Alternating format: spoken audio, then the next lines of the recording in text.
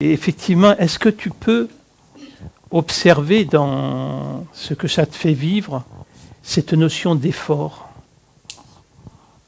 Oui. Hein, de résistance mentale, de toute façon. Enfin, ce que tu disais, c'est pour ça que je disais ça me parle aussi. Hein. C'est de croire que je choisis, de croire, enfin voilà, tout ce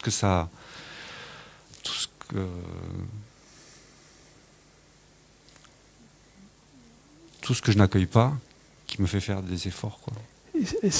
Et à la fois, c'est juste, mais c'est pas tout à fait précis. Ce que je ressens, c'est que en toi, il y a ces deux modèles qui s'opposent. Il y a ce que tu es, et où tu as un regard assez jugeant dessus, assez dur même, hein, et l'image de ce que tu penses que tu devrais être. Mais ce que tu penses que tu devrais être n'existe pas. C'est une idée, c'est une croyance. C'est l'idée que si j'étais comme ça, forcément ma vie serait différente, ma relation avec les autres, etc. Donc il y a un combat permanent en toi là-dedans.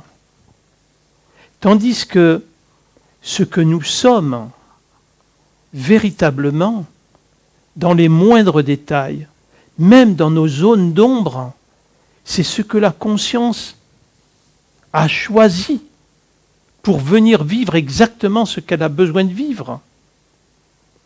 Et quand tout ça est accepté dans un premier temps, accueilli dans un deuxième temps, dans une simplicité et dans une humilité, la lumière surgit. Et on peut constater à ce moment-là qu'en réalité, la vie, le ciel, n'attendent strictement rien de nous.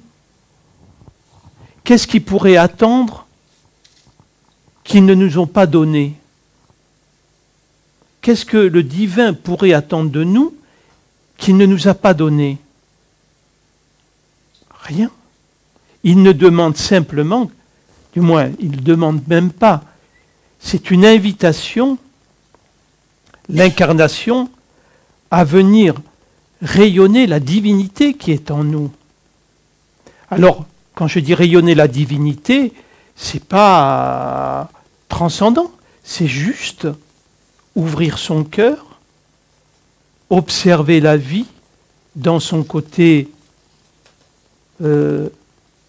mystérieux aussi, et être juste dans le fait d'être dans la gratitude, dans le remerciement. Ce qui va faire que on va devenir, comment dirais-je, témoin de la manifestation, et on va défocaliser ce regard jugeant, critique que l'on a d'une manière pratiquement constante sur nous-mêmes. On est toujours dans cette volonté de se dire « je ne suis pas parfait, je ne suis pas ça, donc il faut que je fasse des efforts pour essayer de devenir meilleur ». Mais on ne peut pas être meilleur que l'on est déjà en réalité. Il faut arriver à se reconnaître dans ce que l'on est, dans nos côtés positifs, dans nos côtés plus sombres, dans nos côtés qu'on va dire négatifs. Tout ça, c'est ce qui fait de nous ces êtres merveilleux qui peuvent à la fois contenir toutes les polarités. C'est-à-dire à la fois en nous, il y a le démon et il y a le saint. Et tout ça peut cohabiter d'une manière merveilleuse. Et il n'y a rien à changer là-dedans. Il n'y a pas à lutter. Parce qu'autrement, on rentre uniquement dans la psychologie et dans ce besoin de trouver sa place dans ce monde. Et donc, on va, pour trouver la place dans ce monde, il faut être gentil, il faut être ouvert, il faut être, enfin, la morale. Mais on est tous des êtres singuliers. Et cette singularité, où toi tu vas voir des choses qui ne te semblent pas justes, c'est tout simplement ces parties de toi, tu ne les as pas encore aimées. Tu ne les as pas vraiment accueillies pour ce qu'elles sont, sans aucune volonté ni de les changer, ni de les améliorer. Juste accueillir. Donc, pour résumer, il faut que la tête arrête de tourner en boucle.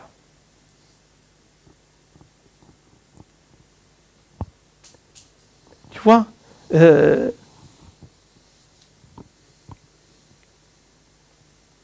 prends conscience que tu es une personne merveilleuse et il n'y a que toi qui t'en aperçois pas. Tu vois? Essaie de te mettre uniquement sur les sentiments qui sont en toi. Et quand je regarde en toi les sentiments, je vois de la générosité, je vois de la bienveillance, je vois de l'écoute. Tu vois? C'est ça que je vois. Mais toi, ça, tu ne le vois pas. Tu te tournes sur ce qui te semble inaccompli en toi. Tu perçois ce que je veux dire? Je ne sais pas quel est le mécanisme, mais ce que tu décris de moi, j'ai du mal à l'entendre. Mm-hmm. Et parce que ça me paraît égotique. D'accord. Et donc, voilà. Ok. Je pense que je sais que ce que tu dis, je ne le reçois pas là. Ok. Quand tu dis, ça me paraît égotique. Ok, d'accord. Admettons que ça soit égotique. Et alors, où est le problème? Ça fait toi quoi si ce que je suis en train de dire est égotique? Est-ce que ça te donne l'impression que tu vas être supérieur aux autres? Non, ce qui me vient, c'est ce que tu avais dit une fois sur comment aimer plus et de s'aimer moins. Ouais, et oui. Donc j'ai souvent ça en tête. Et dans le aimer moins, j'y mets d'aimer moins son ego. Enfin, je ne sais pas bien dire. Non, il y a quelque chose d'être moins dans l'ego. Ok. C'est tout simplement, quand je dis pour aimer plus, il faut s'aimer moins, je suis en train de dire par ce propos-là de s'oublier en réalité. Parce que s'aimer, c'est uniquement avoir un regard analytique sur nous qui est basé sur la comparaison. Donc, ce n'est pas de l'amour réellement. C'est un besoin de reconnaissance, un besoin de comparaison. Donc, s'aimer moins pour aimer plus, c'est-à-dire de défocaliser sur nous et de s'ouvrir aux autres. Sachant que les autres ne sont qu'une partie de toi. Plus tu aimes les autres, plus tu t'aimes. Mais pas dans des parties objectives. L'amour véritable est complètement subjectif.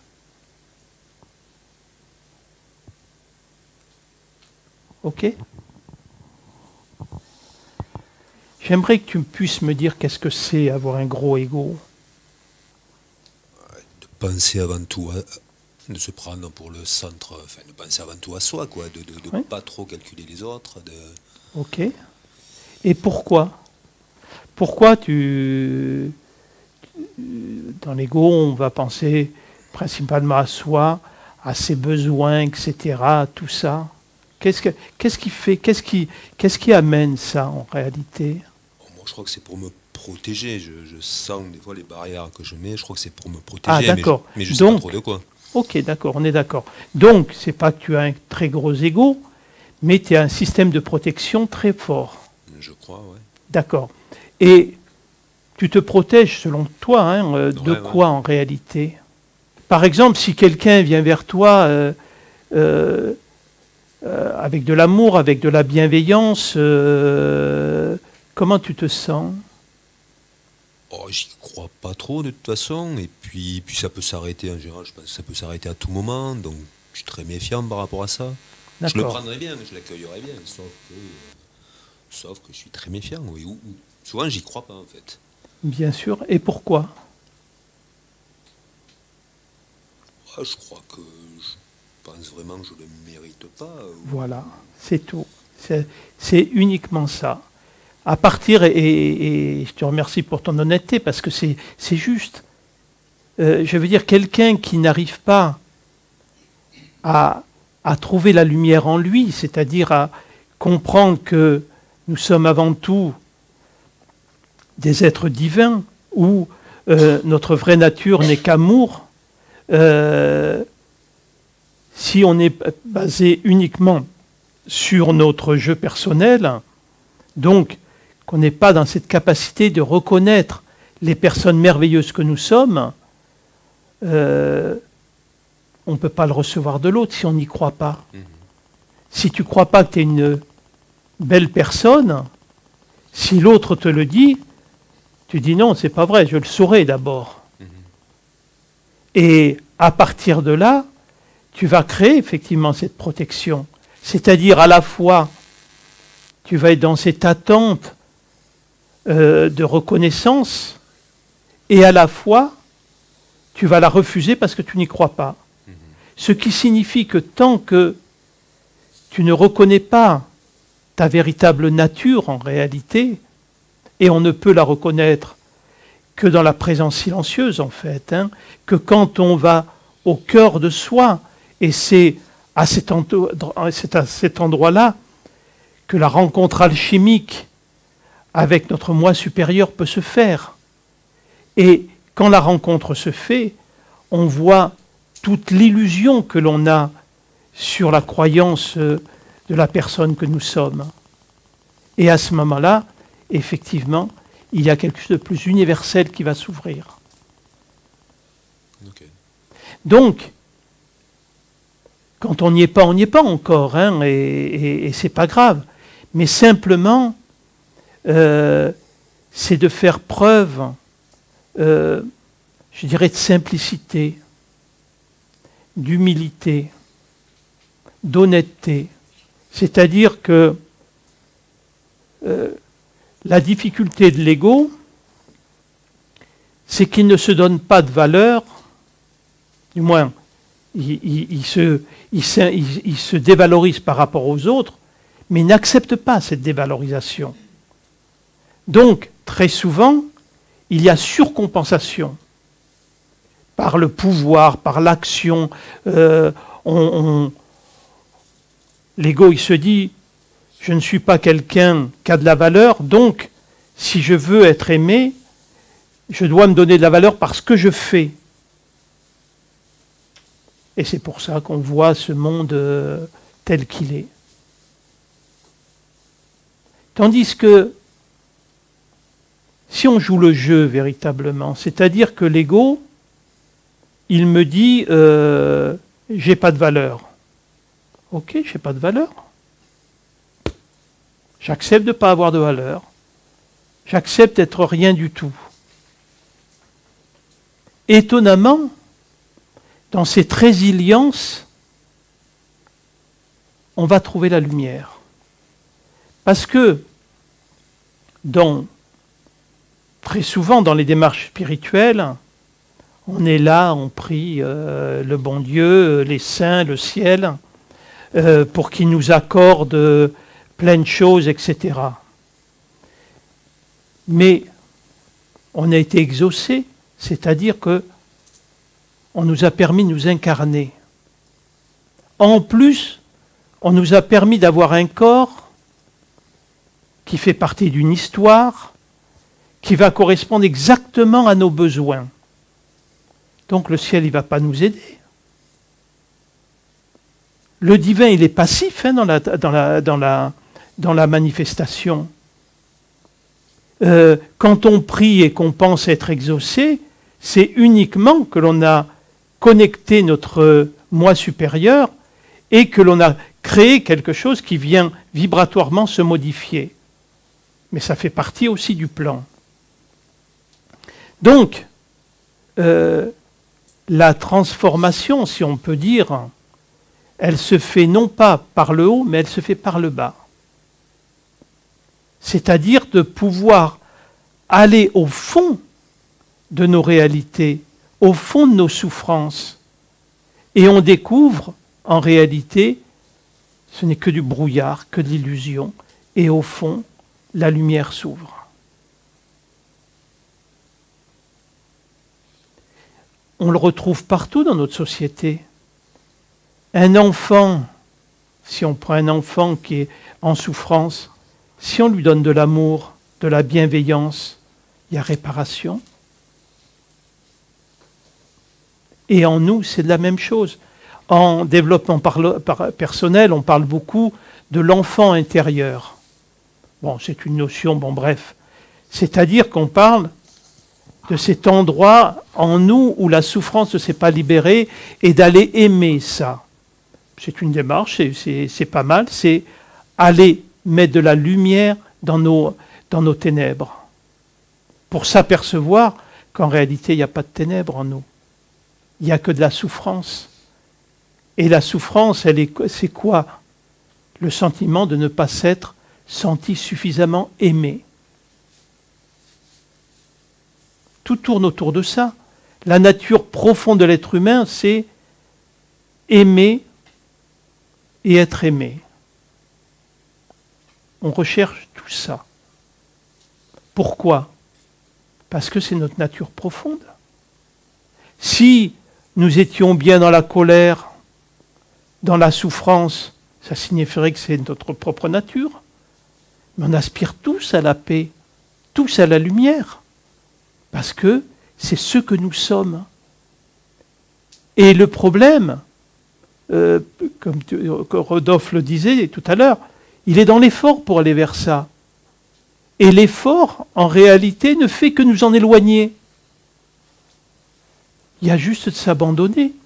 Je suis rien. Et alors, ça me permet d'être plein d'autres choses. Si je me définis, c'est que je m'enlève une multitude de possibilités.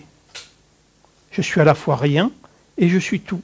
Je suis un courant d'air intelligent qui, pendant un certain temps, est dans une forme et vit à travers les éléments de cette forme. Quand tu conduis ta voiture, tu ne te dis pas « je suis la voiture ». Tu vois? Donc tous les paramètres de protection, de défense, etc., regarde-les. Mais ne t'identifie pas à elle, parce que tu n'es pas cela. C'est juste au départ, c'est juste ce travail-là qui est à faire. Ok? Merci. Avec plaisir.